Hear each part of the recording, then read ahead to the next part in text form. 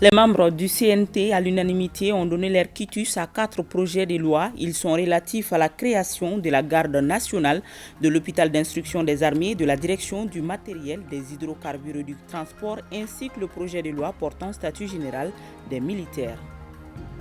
Tous les moyens sont disponibles aujourd'hui pour réussir les référendums constitutionnels prévus le 18 juin prochain. C'est l'assurance donnée par le président de l'EJ lors d'une conférence de presse tenue hier.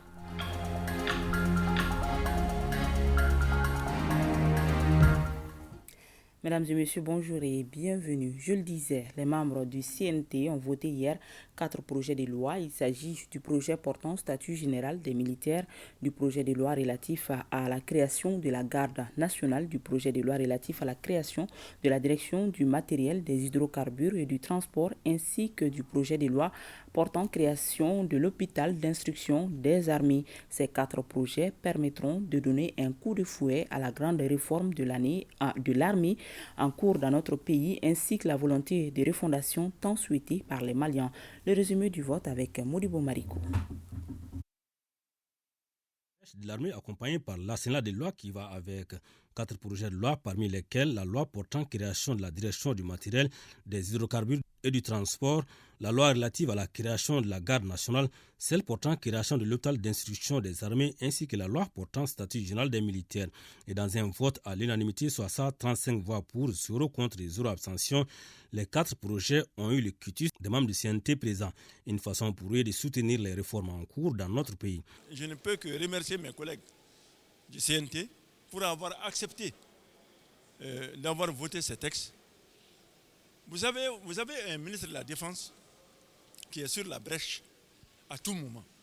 Je n'ai pas vu un ministre de la Défense qui s'occupe autant des hommes, de l'instruction, de l'équipement, en même temps, de la formation, en même temps, en période de crise et du combat, en même temps. Je n'ai jamais vu. Au nom du président du CNT et au nom de tout le peuple malien, nous le remercions et nous l'encourageons à soutenir cet effort qui honore le Mali, qui fait du Mali un exemple dans la sous-région et même un exemple en Afrique. Pour ce qui est de la loi portant création de la direction du matériel, des hydrocarbures et du transport des armées, elle est motivée par l'augmentation de l'effectif et du potentiel logistique. Cette loi permettra d'assurer un soutien de proximité adapté et plus efficace. La nouvelle loi relative à la création de la garde nationale, quant à elle, permettra la nomination des officiers supérieurs à ces postes en plus des officiers généraux du corps. Pour ce qui est de la loi portant création de l'hôpital d'instruction des armées, elle a pour but de compléter la chaîne d'évacuation des forces en opération et améliorer les conditions de prise en charge socio-sanitaire des populations. Enfin, pour ce qui est de la loi portant statut général des militaires, elle permettra d'une part l'opérationnalisation effective de la militarisation de la police et de la protection civile et d'autre part le renforcement des capacités des forces armées. En somme, un pas de géant dans la grande réforme de notre armée amorcée depuis quelque temps. Vous avez voté la présente loi car vous avez été convaincu par la vision qu'elle exprime et par les ambitions qu'elle porte pour notre armée nationale. Toujours en reconstruction.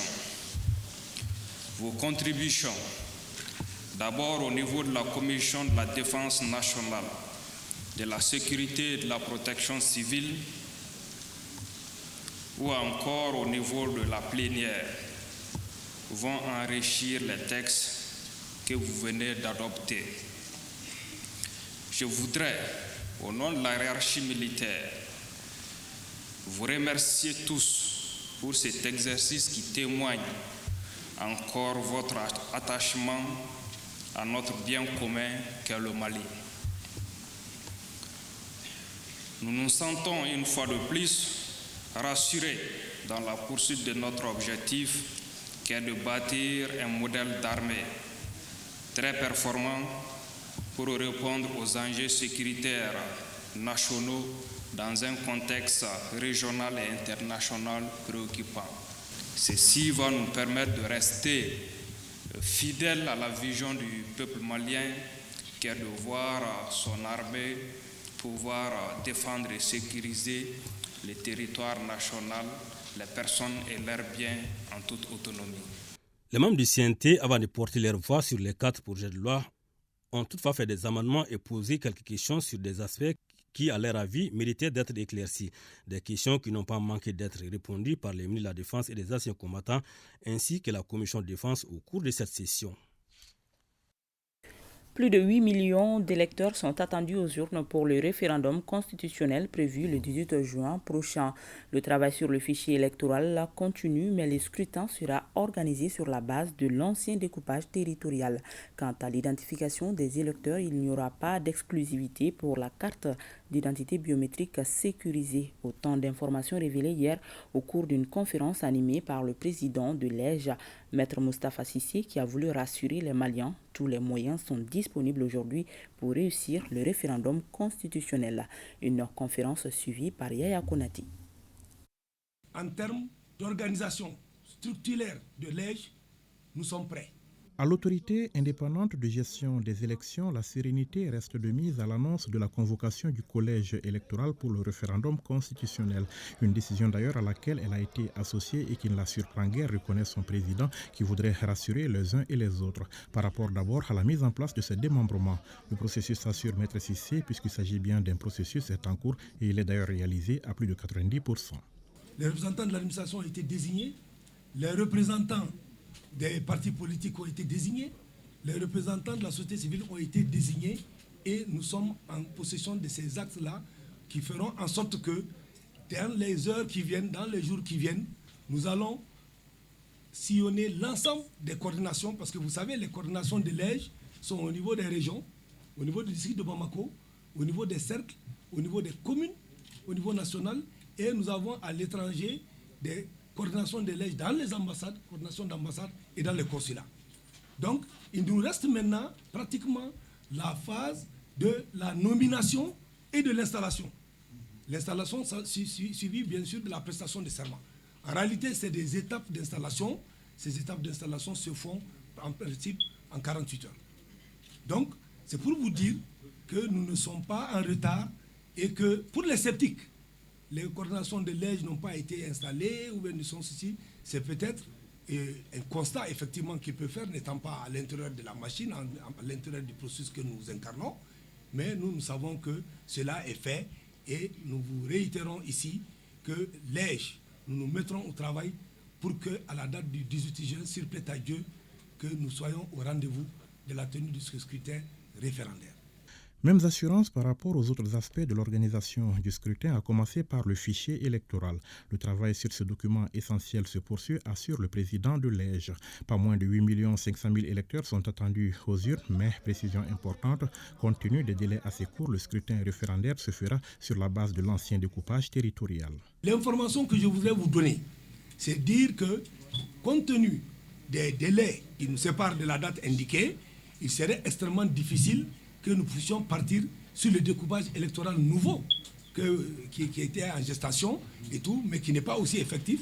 Mais le découpage électoral que nous avons, qui correspond parfaitement au découpage du fichier électoral aujourd'hui, serait le fichier électoral de l'élection référendaire, qui comporte effectivement environ 8 millions d'électeurs. Et le fichier a été quand même révisé suite à la révision ordinaire des listes électorales entre le 1er octobre et le 31 décembre 2022, ce travail a été fait et nous avons environ 500 000 électeurs qui sont venus se rajouter au fichier que nous avons pour atteindre un niveau d'environ 8 500 000 électeurs. Quant à l'identification des électeurs pour ce référendum constitutionnel, il n'y aura pas d'exclusivité pour la carte d'identité biométrique sécurisée. Des cartes d'électeurs et d'autres documents d'identité pourraient être utilisés. Il s'agira, assure Maître Cissé, de trouver les habilitations administratives et juridiques nécessaires en vue de garantir le droit des Maliens au vote. Nous avons aujourd'hui la carte d'identité biométrique nationale sécurisée qui a été érigée en carte d'électeur. Mais vous savez bien que compte tenu des délais et du contexte dans lequel nous sommes, les cartes d'électeurs vont continuer à être éditées et sous la supervision, et j'ajouterai même le contrôle de l'EJ parce que nous avons supervisé cette activité. Donc nous allons continuer ce travail de distribution, de confection, de distribution et de supervision de cette opération pour que les cartes biométriques continuent à être distribuées. Mais au moment de la tenue du scrutin référendaire, vous conviendrez avec moi qu'il va falloir effectivement réfléchir et nous sommes en train d'aller vers l'utilisation des cartes d'électeurs qui vont venir être complétées par des éléments d'identification nationale que nous connaissons, les pièces d'identité légalement reconnues à la République du Mali qui permettent d'identifier l'électeur.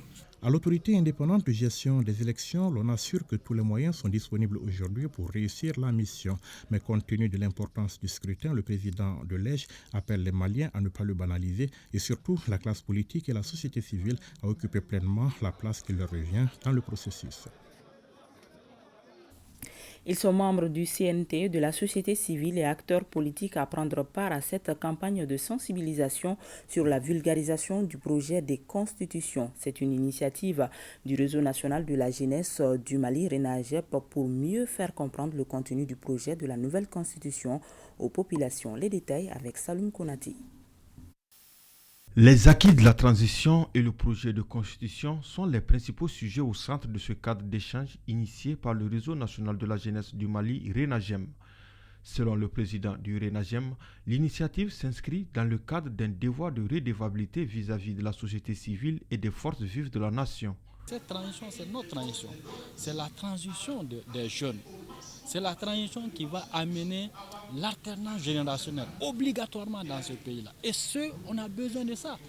Les jeunes sont pleins de talent. Et je pense que la constitution que le président a validée est en phase avec les préoccupations de notre pays. Donc j'en profite pour demander au peuple malien de s'approprier davantage cette nouvelle constitution qui va permettre de rénover la démocratie malienne, qui va permettre de mieux organiser notre administration, qui va permettre de faire un équilibre entre nos institutions. Cet espace d'échange et de partage a été une occasion pour les participants d'avoir des explications détaillées sur les points saillants de la nouvelle constitution et les innovations apportées. Donc c'est une action vraiment très bénéfique au service et au bénéfice de nos populations. Nous les encourageons et nous invitons les autres associations à emboîter le pas du RENAGEM pour accompagner et donner des éclaircissements à la population par rapport aux acquis de la transition. C'est extrêmement important. Tant qu'on ne communique pas, tant qu'on ne donne pas les informations par rapport à ce que la transition fait, la population ne va pas en comprendre. Alors que l'accompagnement de la population est vraiment prépondérant pour pouvoir réussir ce pari-là. Selon le président du Réseau national de la jeunesse du Mali, cette campagne de sensibilisation va se poursuivre pour une meilleure maîtrise du contenu de la Constitution. 7e édition du concours entre les maîtres coraniques du Mali, une initiative de la Ligue des prédicateurs du Mali qui œuvre à la vulgarisation des préceptes coraniques. Les 3 premiers lauréats ont bénéficié des billets d'avion pour effectuer cette année le pèlerinage au lieu saint de l'islam. On en sait plus avec Boubacar Kanouti.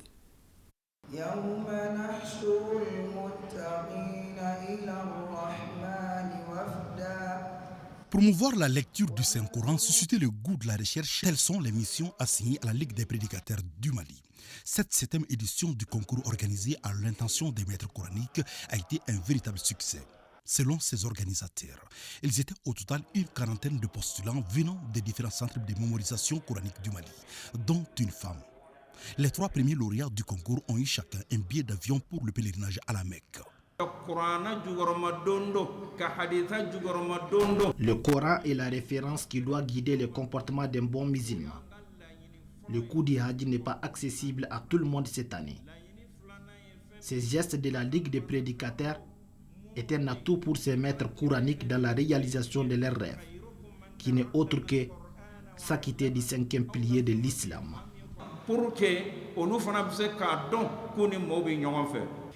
Les gens qui donnent leur temps pour faire apprendre les enfants musulmans au Saint-Coran. Organiser le concours entre eux, ça considère comme le concours le plus meilleur, parce que c'est eux les formateurs. Donc, le concours de formateurs est le plus meilleur concours. Ce n'est pas un concours de bas niveau. Et on a pu honorer ces maîtres coraniques. Ces maîtres coraniques, magnifiés à travers cette cérémonie, ont tenu plus d'un et réconfortent la Ligue des prédicateurs dans sa mission de divulguer la valeur du livre saint. Que la grâce du Saint-Coran ramène la paix et la quiétude au Mali, a dit le ministre des Affaires religieuses avant de saluer l'initiative. Nous manifestons notre joie car le Coran a été magnifié aujourd'hui à ce jour si béni. Cela nous signifie que notre pays est un pays de tradition qui continue toujours à aller avec la même lancée. On doit beaucoup préniser ces gestes, d'abord pour la stabilité et la stabilisation de notre pays. D'autres bonnes volontés se sont manifestées sur place et s'engagent à prendre en charge d'autres frais pour faciliter leur séjour en Arabie Saoudite pendant le pèlerinage. En 5e région, l'Office de développement de la pêche et de l'aquaculture dans le delta intérieur du Niger a abrité la 26e édition des Journées citoyennes. Au menu, montée des couleurs, rappel historique du sens de l'emblème national et visite du port de pêche de Mopti. Reportage Boubacar Sankari. C'est la traditionnelle montée des couleurs suivie du rappel historique du sens du drapeau national qui donne le ton à cette 26e édition des Journées citoyennes tenue dans la cour de l'Odepadine, Office de développement de la pêche et de l'aquaculture dans le delta intérieur du Niger. Le directeur a mis à profit ce cadre pour rappeler les missions de sa structure. La promotion de la production halieutique et aquacole et l'amélioration du niveau de vie des pêcheurs et aquaculteurs dans sa zone d'intervention. À cet effet, il est chargé de contribuer à l'amélioration de la production halieutique, de contribuer au développement de l'aquaculture, d'assurer l'aménagement et l'empoisonnement des plans d'eau, d'améliorer les conditions de transformation, de transport et de conservation des produits de la pêche et de l'aquaculture. Cette activité citoyenne initiée par le gouverneur de la région de Mopti vise à raffermir la fibre patriotique chez la jeune génération.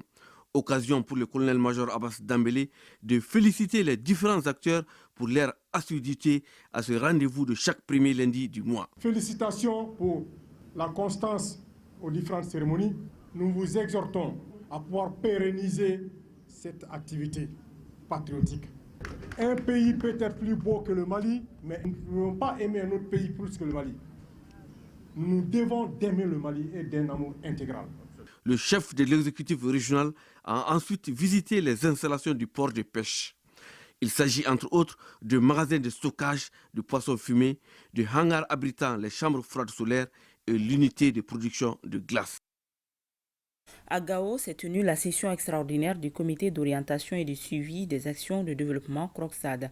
Objectif, présenter et valider le rapport d'évaluation des performances des communes de la région de Gao, bénéficiaires du projet de déploiement des ressources de l'État pour l'amélioration des services et des ripostes locales contre le Covid-19. Rakia Toutouri. Mettre tous les acteurs au même niveau d'information sur l'évolution du projet de déploiement des ressources de l'État, c'est le but de cette session extraordinaire. Il s'agit pour les membres du comité régional d'orientation et de suivi des actions de développement d'améliorer les services et les stratégies de riposte locale contre la COVID-19. La session a ainsi permis de présenter le rapport d'évaluation de performance du premier trimestre de l'année en cours de 10 communes de la région de Gao. Sur les 10 communes, les 9 communes ont été éligibles. Ça veut dire que c'est des communes qui ont validé les conditions minimales obligatoires. Donc seule la commune de Intilit n'a pas pu valider les 5 conditions minimales obligatoires. Le programme intervient dans 2 domaines, à savoir la santé et l'éducation. Ensemble, les acteurs de mise en œuvre ont recensé les difficultés et formulé des recommandations qui ont été remises au comité. La faiblesse demeure toujours l'insuffisance dans la maîtrise d'ouvrage. Ça, c'est le premier point. Deuxième point, manque d'informations par rapport à la mobilisation de ces fonds et au début des travaux. C'est pourquoi au début, il y a eu beaucoup de tergiversations. 70% des collectivités ont démarré leurs travaux. Il y en a certains qui ont même fini. La première recommandation, c'est de tenir compte du contexte sécuritaire de la région au niveau des collectivités. La deuxième recommandation est de demander le retour des services techniques financiers au niveau de la région. C'est le lieu ici de demander aux collectivités de s'investir entièrement pour que, au jour de l'évaluation, que toutes les collectivités soient prêtes. Le projet qui couvre 102 communes au Mali est financé par la Banque mondiale à plus de 4 milliards de francs CFA pour l'exercice de l'année 2023. Le 4e congrès ordinaire du Syndicat national des travailleurs des collectivités territoriales Syntract s'est tenu les 6 et 7 mai dernier au centre de formation des collectivités territoriales. Il a été sanctionné par l'élection d'Issa Diarra à la tête du syndicat. Les précisions avec Bemba Sibi. J'en appelle aux sages élevés des responsabilités pour la bonne tenue des assises de ce congrès. Ce message de Seydou Ousmane Diallo, secrétaire général sortant du syndicat national des travailleurs des collectivités territoriales Sintrac, a été bien entendu. Au terme du 4e congrès ordinaire du syndicat, c'est Issa Diarra qui dirige désormais les affaires. Il est à la tête d'un bureau de 80 membres. Le nouveau secrétaire général prend fonction avec une nouvelle approche de revendication. On a initié grève à grève, nous avons vu que nos préoccupations ne sont pas toujours prises en compte. Pour cette nouvelle dynamique, nous avons mis dans notre plan d'action un plaidoyer lobbying auprès des autorités religieuses et coutumières pour les expliquer le bien fondé de la prise en charge des salaires des travailleurs des collectivités territoriales. Ensuite, on a des collègues qui sont en détention avec les djihadistes. Nous allons tout mettre en œuvre pour que ceux-ci puissent être libérés. Pour ce faire, un plan d'action a été adopté par les congressistes que le nouveau bureau va exécuter avec en toile de fond la satisfaction des doléances des travailleurs des collectivités territoriales, des travailleurs qui contribuent à impulser la dynamique de développement économique et social au niveau local. S'il y a une stabilité dans ce pays, c'est grâce à vous, les travailleurs des collectivités. Parce que vous n'avez jamais arrêté de fournir les services de base aux populations. Cela est très très important. Que vous en soyez conscient. Qu'on vous le reconnaisse ou pas, il vous exhorte à plus d'engagement, de sénérité, de sacrifice et de dialogue afin de résoudre ensemble, au fur et à mesure, toutes les difficultés auxquelles nous faisons face. Je suis convaincu que la stabilité de notre pays dépend d'une bonne gouvernance locale dont la performance est intimement liée à celle des agents des collectivités territoriales. Le 4e congrès ordinaire a été l'occasion pour les militants de tirer le bilan du mandat achevé et procéder à la relecture des textes de l'organisation. Les habitants de Kati Farada et Kati Malibougou viennent de bénéficier d'un pont pour une meilleure fluidité de la circulation. Le geste est du président du conseil de cercle de Kati, Mamadou Traoré. Le pont a été inauguré ce week-end par le préfet du cercle, Saloum Konati. Un ouf de soulagement pour les habitants de Kati Farada. La fluidité de la circulation est désormais améliorée entre Kati Farada et Kati Malibougou grâce à un nouveau pont. Un pont offert par le président du conseil de cercle de Kati, Mamadou Traoré. On a été sollicité par la population d'ici qui traversait des moments très très difficiles pour la traversée, comme vous le voyez, de ce collecteur naturel. Donc quand on a été sollicité, nous avons dit qu'on va chercher les voies et moyens pour pouvoir le faire. C'est pourquoi nous avons sollicité auprès de la direction régionale des routes du Plus-Gros, au niveau de la sous-division route de Kati, pour pouvoir nous accompagner. Et techniquement, Dieu merci, nous avons vu que ce pont, ça répond à beaucoup de normes. Pas exactement, en tout cas, ça fait une soixantaine de millions quand même. Les habitants de la localité, accompagnés par les autorités coutumières, ont témoigné leur reconnaissance envers le donateur. Nous avons suivi avec grand intérêt toutes les étapes des travaux d'aménagement et nous sommes très satisfaits des résultats obtenus. Je tiens particulièrement à féliciter et remercier le donateur en la personne de M. Mamadou Traoré Dizali. Le préfet de Kati remercie au nom des autorités les multiples réalisations faites par le conseil de cercle de Kati. Ce pont qui va relier le quartier de Farada au quartier de Malibou va permettre à la population de vaguer librement à ses occupations et ensuite fluidifier vraiment la situation. Donc c'est une œuvre extrêmement importante. Ce qu'il est en train de faire comme acte et poser comme acte au niveau de la section cercle de Kati, c'est vraiment énorme. Donc il n'est pas son premier geste. C'est pour cela que nous sommes venus pour l'encourager et lui dire de continuer sur ces genres d'actions-là et inviter par la même occasion les autres collectivités responsables des collectivités pour faire des œuvres de ce genre au profit de nos populations. Et au préfet d'appeler les usagers de la localité à entretenir le pont pour une meilleure fluidité de la circulation. Remise des trophées Seguidor en première région. Au nombre de 9 récipiendaires, ils ont tour à tour reçu leur distinction pour leur engagement constant dans le développement de la région de Kaya. L'initiative est de la radio Voix des Jeunes, Moriba Keita. Pour cette 3e édition de Sigidor dans la cité des Rails, ce sont 9 trophées qui ont été décernés. Le trophée Ba Amenyang, axé sur la paix et le vivre ensemble, a été remis au gouverneur de la région. Le trophée Sigidor dédié à Kass est revenu à la présidente du mouvement Ambiko, Fatoumata Batoulignan. Le trophée Salut et Bravoure a été remis au capitaine Adaman Tokola de la protection civile. Le trophée Yeleni a été remporté par Dramé Mariam Kamara à la direction de l'académie d'enseignement de Kaye. Celui du jeune modèle est revenu à Oumar Bari, vice-président du conseil local de la jeunesse. La directrice générale de Somos SA a reçu le trophée de meilleur leadership féminin. Boubacar Dougouré-Dibois s'est vu remettre le prix du meilleur homme de l'année pour son engagement dans le développement de la région. Le prix du meilleur activiste média est revenu à Madou Kone. Et le trophée Sigidor 3e édition a été remis au commissariat de police de Diboli pour sa promptitude, sa détermination et sa vigilance lors des opérations au niveau de la frontière Mali-Sénégal. C'est de rendre hommage aux hommes et aux femmes qui font vraiment du merveille dans la région de Kaye, qui sont des acteurs du développement, surtout du développement régional, qu'il s'agit de la région de Kaye. Donc nous sommes très contents et surtout quand on voit l'ensemble de la jeunesse de Kaye mobilisée autour de cet événement. Et déjà en 3e édition, nous avons pu rassembler les acteurs culturels, les sportifs, également les entrepreneurs, tout le monde. Donc Sigidor, c'est la nuit de récompense de la mairie de la région de Kaye. Le chef de l'exécutif régional a, au nom des récipiendaires, salué les initiateurs tout en invitant les heureux gagnants à redoubler d'efforts afin de maintenir le cap. Avoir un trophée est bon, mais pouvoir maintenir son rang, c'est ce qui est surtout essentiel. Cet événement Sigidor, qui a d'autres buts d'encourager les uns et les autres dans leurs domaines respectifs, parce que si chacun parvient à donner le meilleur de lui-même dans son domaine, c'est la région de Kaye qui en profitera. Et si la région de Kaye est développée, c'est tout le pays qui en profitera. Vivement la 4e édition. Koulikoro a sélectionné son représentant à la phase nationale de l'émission de télé-réalité Dolokura qui se tiendra bientôt. La rencontre a mis 6 candidats en compétition. Les détails avec Daouda Koni. C'est Dantouma Traoré qui représentera la région de Koulikoro à la phase nationale de l'édition de télé-réalité Dolokura. Il a été choisi parmi 6 candidats, dont une femme. Nous avons travaillé sur des critères comme l'occupation scénique et la voix. Nous avons trouvé que tous les candidats de Koulikoro sont bons.